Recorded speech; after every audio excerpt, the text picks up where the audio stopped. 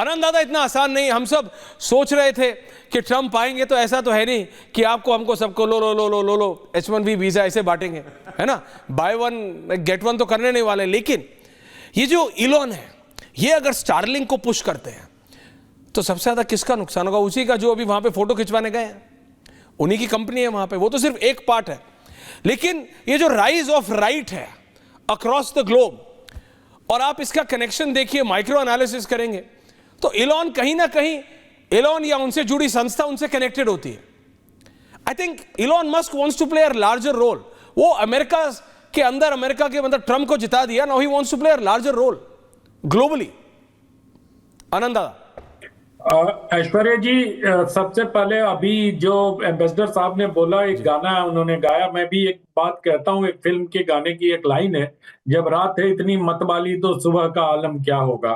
तो जो Trump elect के दरमियान उनके भाषण या उनके ट्वीट्स हैं, वो सब कुछ साफ साफ संकेत दे रहे हैं। आज प्रेसिडेंट इलेक्ट के तौर पर जो उन्होंने अपना आखिरी भाषण दिया, उसमें ट्रंप ने बहुत क्लियरली कहा है जिसका असर भारत पर भी पड़ेगा।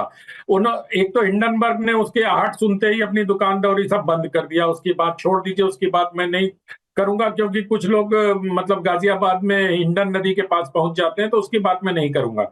मैं तो सिर्फ इतना कहना चाहता हूं कि जिस प्रकार से आज उन्होंने रेडिकल लेफ्ट और वोक आइडियोलॉजी को बंद कराने की बात की है और पेट्रियोटिज्म को उसके ऊपर रखने की बात की, वो बहुत महत्वपूर्ण लाइन है जिसको मुझे लगता है कि पूरे डिबेट में अंडरलाइन किया जाना चाहिए कि रेडिकल लेफ्ट ने पूरी दुनिया का कितना नुकसान किया, या किस प्रकार से वो डेमोक्रेसी के लिए घातक है, या वो आइडियोलॉजी जिस प्रकार से भारत में पिछले कुछ समय से लोग प्रोपोगेट कर रहे हैं अल्ट्रा लेफ्ट के नाम पर या उसके नाम पर, वो बहुत खतरनाक प्रवृत्ति है। और ये लोग समाज को न सिर्फ बांटने का प्रयास करते हैं, उनकी ताकत कमजोर होगी। ट्रंप के आने से भारत को पहला लाभ ये मिलने वाला है। आज हम ये देख रहे हैं कि सैफ अली खान पर जो पुलिस कह रही है कि एक बांग्लादेशी ने हमला कर दिया, और बांग्लादेशी और रोहिंग्या घुसपैठ हमारे देश के लिए कितना बड़ा खतरा बन गया है। और एक राष्ट्रपति चुन के आता है और वो साफ साफ कहता है कि मैक्सिकन बॉर्डर को मैं बंद कर दूंगा, और 52% जो हमारे लोग आए वहां से जो इन्फिल्ट्रेटर्स हैं उसमें से लगभग सभी ने एक हत्याएं की हैं। तो ये सारी बातें कहने का साहस एक राष्ट्रपति को है, तो मुझे लगता है कि उसने सुबह का आलम क्या होगा ये तो बहुत स्पष्ट कर दिया।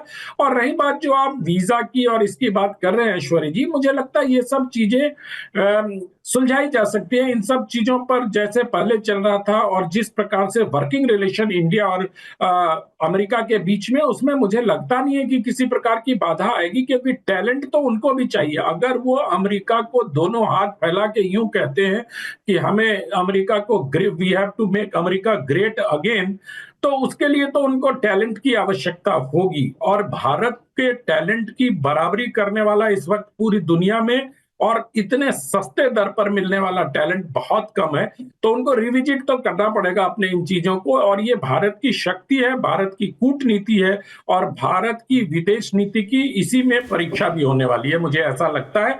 लेकिन जो मैं आपसे ये बात कहने वाला हूं कि यहाँ के जो लेफ्टिस्ट हैं वो पिछले 2-3 दिनों से बहुत परेशान हैं। सर होने दीजिए, अभी ये लाइव तस्वीरें आ गई हैं सतीश जी, ये ट्रम्प की लाइव तस्वीरें आ रही हैं, प्रोसेस शुरू हो रहा है। जी एक वाक्य, हाँ बोलिए बोलिए बोलिए, जिस बोलिए आनंद जी। हमारे आप लोगों ने अभी बहुत चर्चा की कि इंडस्ट्रियलिस्ट और पॉलिटिक्स लोगों के बीच का, उसकी बात कर रहा हूं। दूसरी बात एक देखिए ना कि एक आप वहां देखिए धर्म और राजनीति का कितना सामंजस्य दिखाई देता है। एक राष्ट्रपति चुना हुआ वो वाशिंगटन के कार्डिनल को चुनता है कि ये मेरे शपथ ग्रहण समारोह में जाएगा। वो ये तय करता है कि उसके कौन से धर्म ग्रंथ पर, किस प्रकार के धर्म ग्रंथ पर हाथ रख के जाएगा। उसको अपने धर्म पर गर्व है। तो अगर भारत में कोई धर्म की बात करता है तो ये हमारे वोक आइडियोलॉजिस्ट कहते हैं कि धर्म और राजनीति को अलग रखो। अगर आपको अपने राष्ट्र को मजबूत करना है तो धर्म के साथ ही चलना पड़ेगा। सतीश जी, सतीश के सिंह, राणा साहब को भी लाइए दूसरी तरफ। सतीश जी ऑटो म्यूट हो गया क्या? सतीश जी का ऑडियो नहीं आ रहा है। सतीश के सिंह जी का ऑडियो नहीं आ रहा है।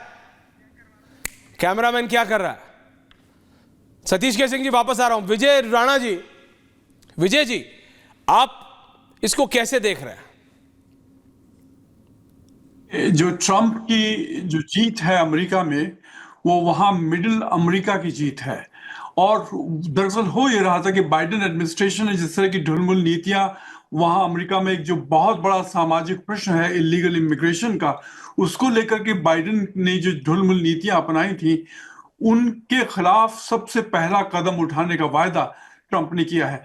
पहले दिन वो कह चुके हैं कि मैं 200 एग्जीक्यूटिव ऑर्डर्स पास करूंगा और मास डिपोर्टेशन में लागू करूंगा। और दूसरी जो सबसे बड़ी चीज है, आपने देखा कि ट्रंप के आने का असर क्या हुआ है।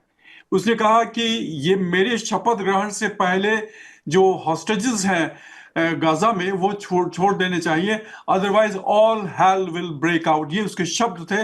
और पिछले 4 दिनों में हम लोग जिस तरह से जो गाजा में राजनीति को परिवर्तित करते हुए देखा है, उससे लगता है कि वहां भी चीजें बदलने की उम्मीद है। लेकिन इस सब के बीच बहुत बड़ी मुश्किलें उनके अपने देश के भीतर ही है। सबसे पहली बात तो यह है कि यदि वो उनको यूनिवर्सिटीज से बहुत बड़ा चैलेंज है। अमेरिका का जो सामान्य जन है उसके लिए बड़ी आश्चर्यजनक बात है कि अमेरिका के सबसे बड़े विश्वविद्यालय में और हमास जैसे आतंकवादी के समर्थन में, और हार्वर्ड ही क्यों, अमेरिका के कई आईवी लीग विश्वविद्यालयों में ये वामपंथी रुझान वाले बुद्धिजीवी इतने गहरे बैठ चुके हैं कि उनमें कई बार तो जो उग्रवादी राजनीति है उसके समर्थक हैं। तो जैसा कि मेरे से पहले वक्ताओं ने भी कहा कि वो राजनीति को कैसे समाप्त किया जाए, इमिग्रेशन की समस्या को कैसे सुलझाया जाए, इसके अलावा वो धमकी दे चुके हैं, चाहे चीन हो या भारत हो या यूरोप हो, कि मैं रिटेलिएटरी ड्यूटीज लगाऊंगा। क्या कि ये आप उम्मीद नहीं कर सकते कि अमेरिका से वो अपनी ग्राउंड छोड़ता जाए और बाकी सारे देश अमेरिकी बाजार का लाभ उठाते जाए। और इसी सिलसिले में H-1B जो वीसा है उसको लेकर भी भारत के सामने मुश्किलें आने वाली हैं।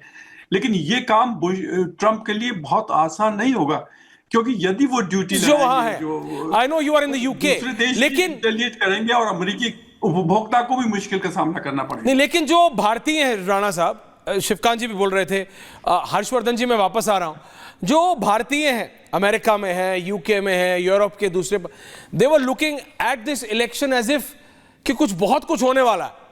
आपको लगता है कोई डायरेक्ट इंपैक्ट होगा उन पे? देखिए, मैं हम लोगों को पहली बात तो ये सही है कि भारत के लोग जो अमेरिका में बसे हैं, भारतीय प्रवासी, वो ट्रंप के साथ सहानुभूति रखते थे, उसके समर्थन में थे। लेकिन हमें ये नहीं भूलना चाहिए कि वो अमेरिका के राष्ट्रपति हैं। वो अमेरिकी हितों की रक्षा करना, अमेरिकी हितों को आगे बढ़ाना उनका पहला दायित्व है। उसके बाद यदि हमारे खाते में कुछ इस तरह की चीजें आती हैं जिनसे भारत को लाभ होता है, वो इतना कमिट कर चुके हैं कि मैं किसी भी कीमत पर विदेशों से आने वाली जो जॉब अपॉर्चुनिटीज, जिसकी वजह से हमारी स्थानीय जॉब अपॉर्चुनिटीज को नुकसान हो रहा है, मैं उनको प्रोटेक्ट करूंगा। और उसके लिए कोई और तरीका उनके सामने नहीं है जब तक कि वो विदेशों से आने वाले जो प्रोफेशनल्स हैं उनके इमिग्रेशन को सीमित ना करें। तो मैं समझता हूँ बहुत नुकसान होगा, लेकिन कुल मिलाकर Shivkant ji wants to come in. Okay, Satish ji आ रहा हूं, टाइम है मेरे पास। शिवकांत जी वांट्स